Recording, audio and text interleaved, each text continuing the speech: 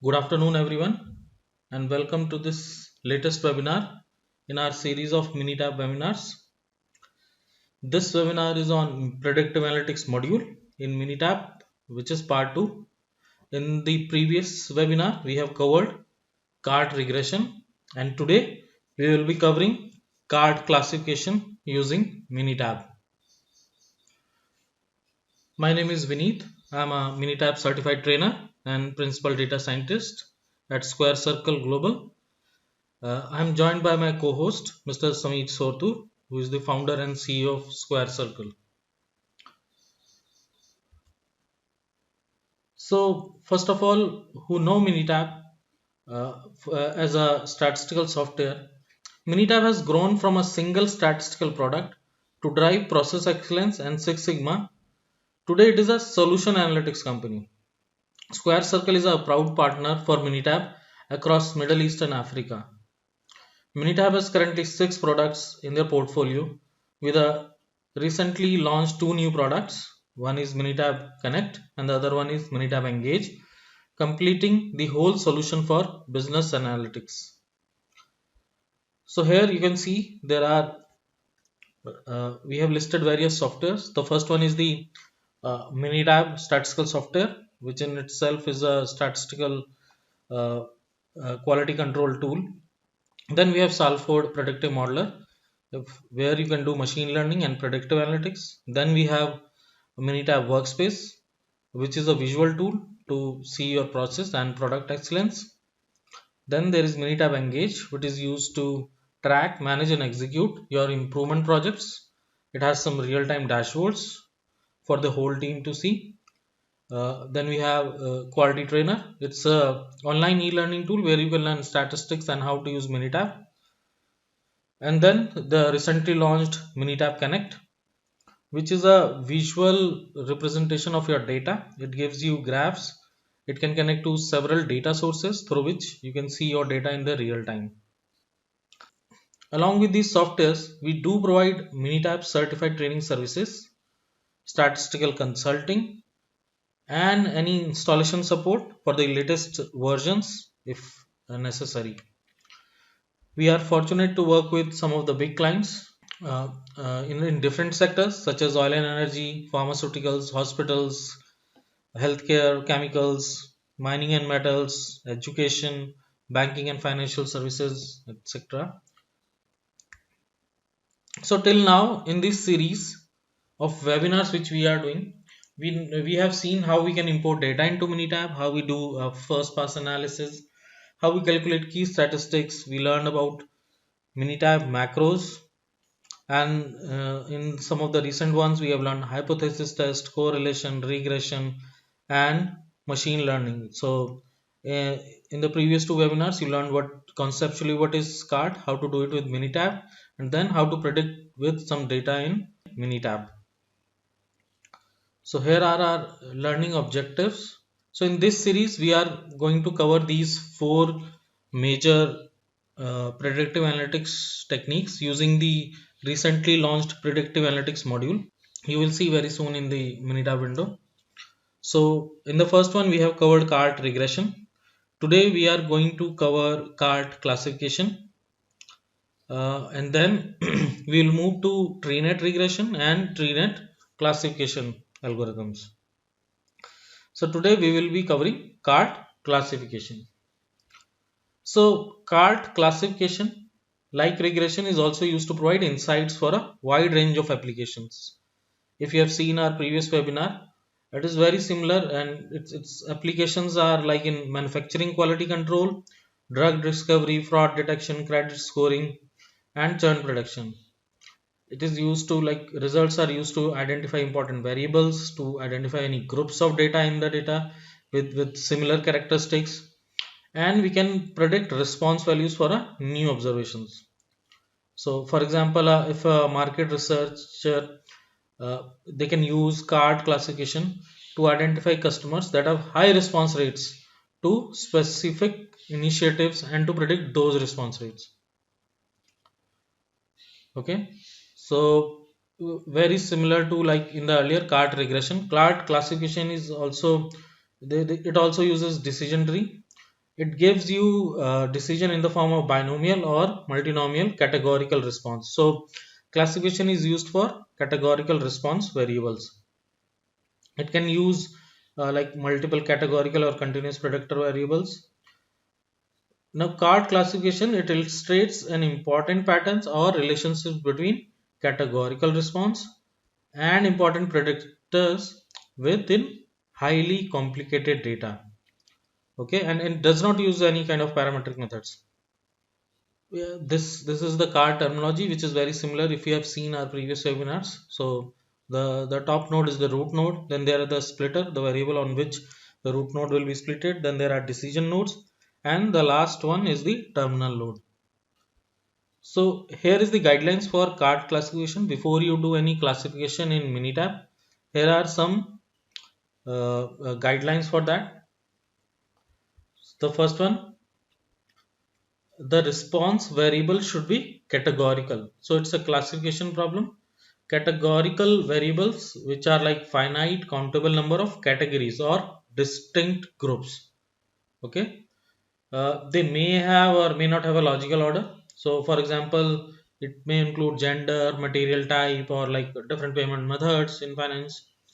So if your so while doing a problem, if your response variable has two categories, for example, you want to uh, target a variable or predict a variable which has only two values like pass and fail, yes or no, then it is a binary classification. Or you might have more than two categories like three or more. So it might be you want to say some classification like uh, beginner, intermediate, advanced. In that case, it will be a multinomial classification. So second thing is predictor variables may be continuous or categorical. So it can be a combination of these two. So the response variable should be categorical, but the predictor variables can be anything like continuous or categorical variables. And a test set, just to clear it, all continuous predictors must be numeric. Okay, and categorical predictors, they can be text or numeric values. So you might want to like change numeric values into some other levels. We can say like 1 2 3, but it represents levels, not as a numeric value. So that can be used. And the third one is a test set is recommended when the number of cases is greater than 5000. Otherwise, by default, Minitab will use cross validation when the number of cases is less than 5000. Okay, so let's move to our. So now I will move to our Minitab window where we'll do problem in like there will be a demo on card classification, how you can do it with the recently launched predictive analytics module. So our problem here is that a team of researchers has collected and published detailed information about factors that affect heart disease. Okay, so the variables include something like age, sex, cholesterol levels, what was the maximum heart rate, and some more variables which are included. Now this example is actually based on a public data set that gives a detailed information about the heart disease. I'll show you in the Minitab window. Now the researchers, they want to create a classification tree that identifies important predictors to indicate whether a patient has heart disease or not. So it will predict like whether it is a heart disease, yes or no. Okay, so let me move to my Minitab window. So here you can see I have already opened a heart disease binary data set. So for example, the age is 63, sex is male. This is just one person data. What is the rest? Blood pressure, cholesterol, fasting blood sugar. So we have all of this data and we have already know whether the heart disease was there, yes or no. Okay, so now we will train our model to see which are the important variables, which are like the most important variable which can tell us whether there was a heart disease or not, or how do we predict. I'll teach you in this webinar. So let's start our analysis. First, you can see here there is a predictive analytics module. This is in Minitab 20. You might need to buy this module if you can't see it in your Minitab. Okay, so in predictive analytics module, go to cart classification. So here, first thing, we need to select whether it is a binary response or a multinomial response. So here we are just saying whether there was a heart disease, yes or no. So it is a binary response. We have selected binary response. Then which is this response variable? It is the heart disease.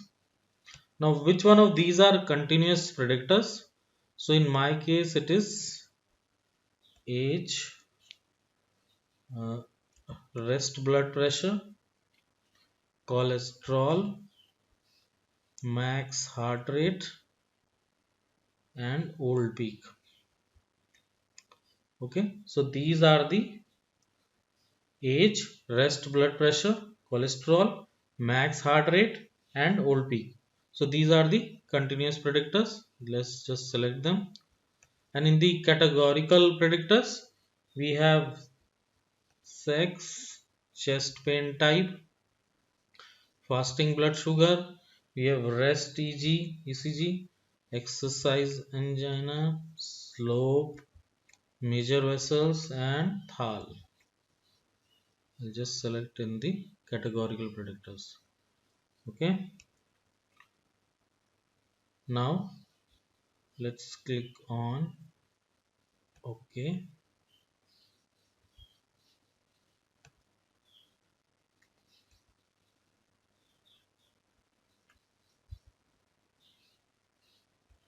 Is there any other option? Node splitting method is okay.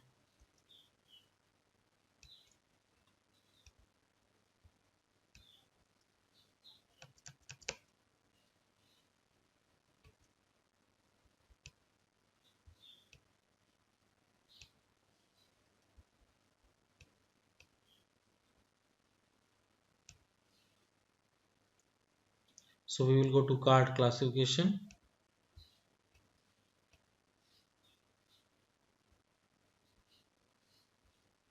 and OK. And here you can see we have the output from Minitab. So let's start interpreting the results.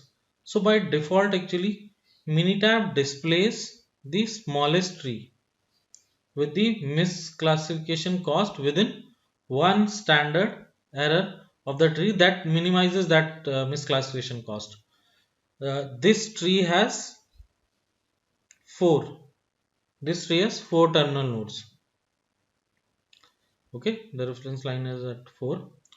Now, what is this misclassification cost? So it allows you to include information uh, which is about the relative penalty associated with incorrect classification. So whether you are able to correctly classify yes or no, whether the person has a heart disease or not.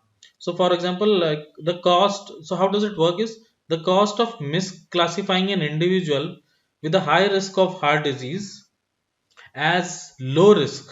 Okay, for example, someone is having a high risk of heart disease and you say it is a low risk, is probably actually it's dangerous than having or is probably much higher than the cost of misclassifying a low risk individual as high risk.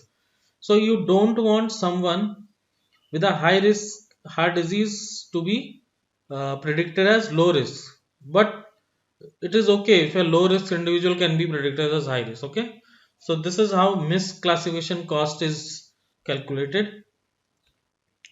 So here we can see the relative misclassification cost is actually lowest at this node 7. So here we have a tree which is for this node 4 node. So what we will do, we will select an alternate tree. Okay, so if you are a researcher and you want to examine this tree, so it shows that the misclassification cost from the cross validation and the number of terminal nodes. So in this plot, the pattern where the misclassification cost decreases continues after 4 node tree. In a case like this, so we will select the lowest one, which is node 7. So click on select an alternative tree. Here we will select this one. We have 7 terminal nodes, and we will say create tree. So here you can see we have created a 7 node alternative classification tree. Here you can see the value of misclassification cost, the relative one is 0.39, the lowest one. Okay, so let's look at the tree itself. Okay, wait.